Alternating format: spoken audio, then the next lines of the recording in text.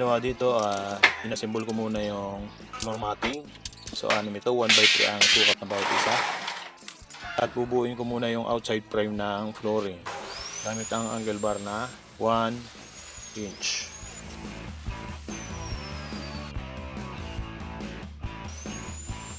Ang dog cage na gagawin natin ngayon ay medyo malaki para ang aso ay nakakaikot na paglakad sa loob and then nakakatayo na hindi nasusuko sa bubong.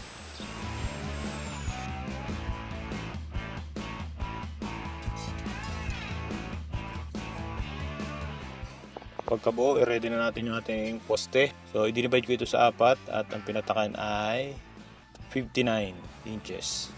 May kapal na 1 1/2 inch.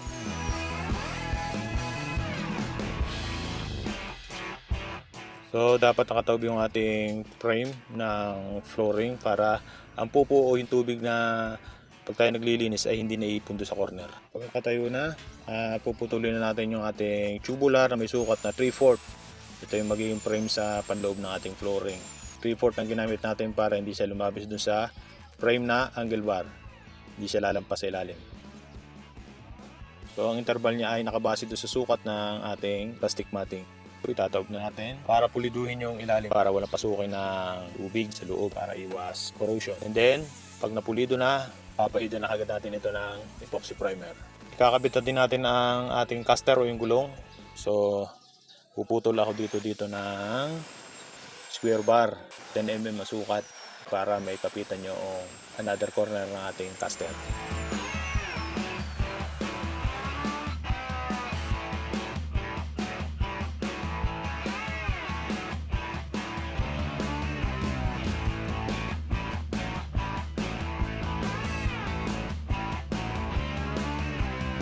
Kapitan natin yung pantaas. So itong dalawang pahaba ay 1 inch na angle bar ang gamit ko.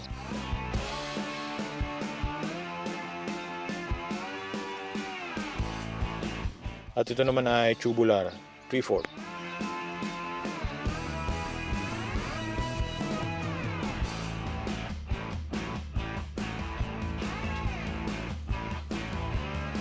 So kakabitan natin itong part na ito ng tatlong 10 mm na square bar para sa reinforcement doon sa ating ikakabit na steel matting mamaya.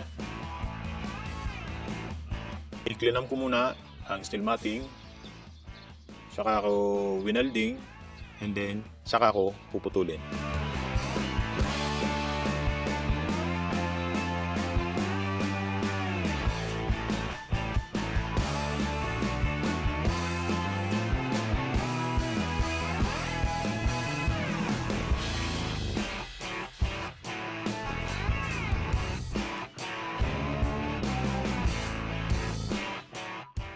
And then, kakatay dito ng panside na steel matting.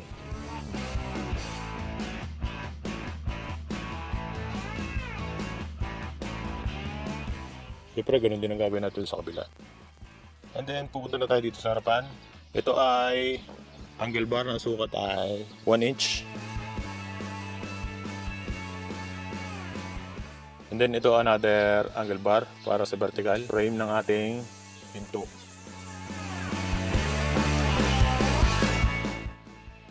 So, kakabit ko ngayon itong horizontal support sa edge ng ating steel matting.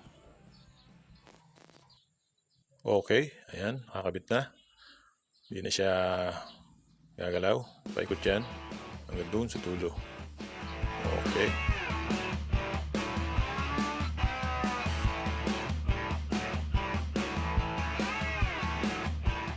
Sa part naman ng bubong, doon sa slope, dito sa gitna ay tutukodan natin siya ng 3 inches ang sukat. Kakabit na natin ating rafter, angle bar.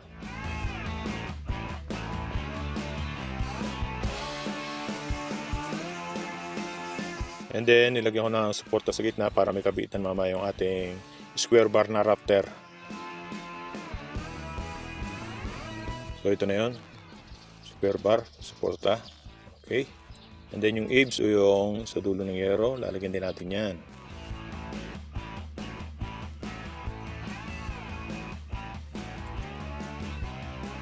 Ito naman yung mga flat bar. Ito na yung ating mga parlina o kabitan ng yero.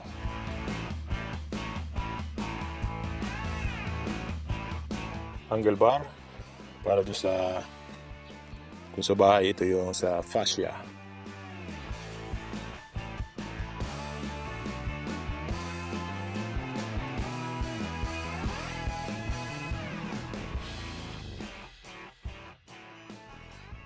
Okay, ang roof framing natin ay okay na, kakabitan na lang ng yero. So bago natin kabitan, syempre pipinturahan natin yan mamaya.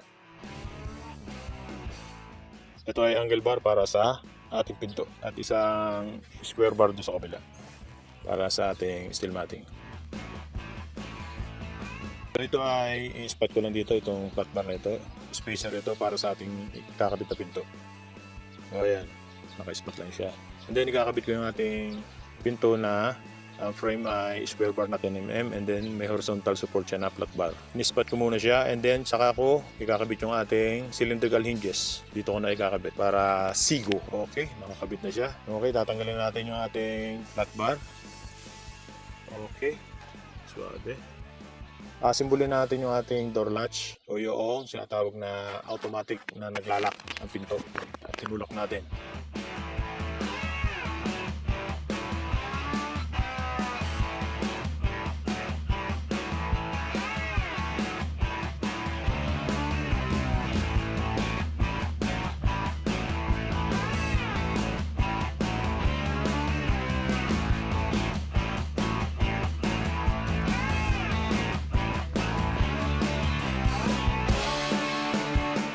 And then para doon naman sa inuman at kainan ng ating aso, gagawa tayo ng patungan ng ating pakainan. So gamit ang ating bender at lumang bakal, bibilog tayo dito ng ating frame.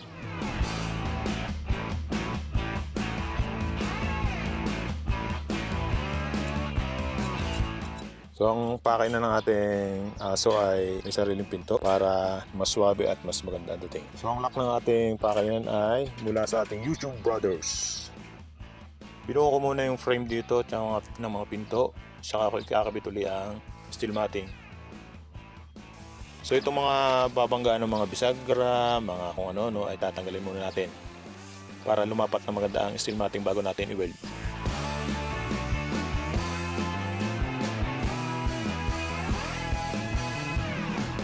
Okay. Pagkatapos yung may kabit ng steel matting sa harapan, ito na ako dito sa taas, kakabit ko na yung barrier na square bar na 10mm. Harapan at tagiliran.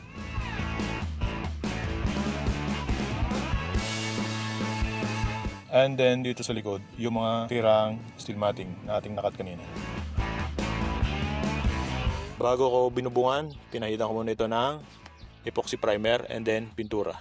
So dito ay kumonsumo tayo ng 2 piraso ng yero color roof na ang haba ay 8 feet. Natin ito sa gitna.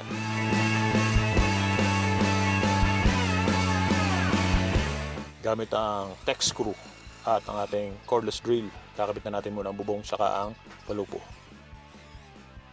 Sunod natin gagawin ang ating palupo, pwedeng bumili pero ako dito ay gumawa kasi may available naman ako dito plain sheet. So binend ko lang ito base dun sa sukat. So okay na, nakakabit na siya.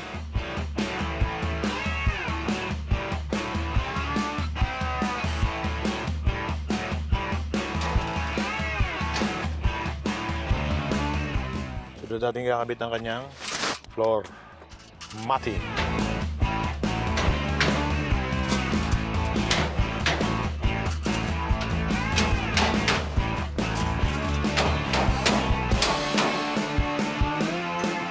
Ilagay na din natin ang ating pakainan at inuman.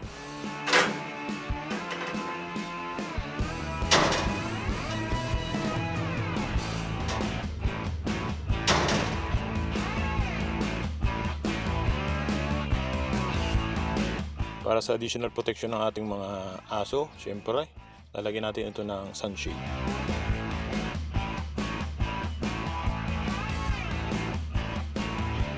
Sukatin muna natin ang ating Siberian Husky na si Max, okay? And then si Musky, at syempre, ang ating pinakang may-ari ng kulungan, ang ating Belgian Malinois, si Rhaenyra. Nice! So ang kagandahan kapag may gulong, may iilipat-lipat mo siya ng pwesto para walang idea ang ating mga intruder o mamamasok na ang ating bakuran kung nasaan nakapwesto ang ating mga aso.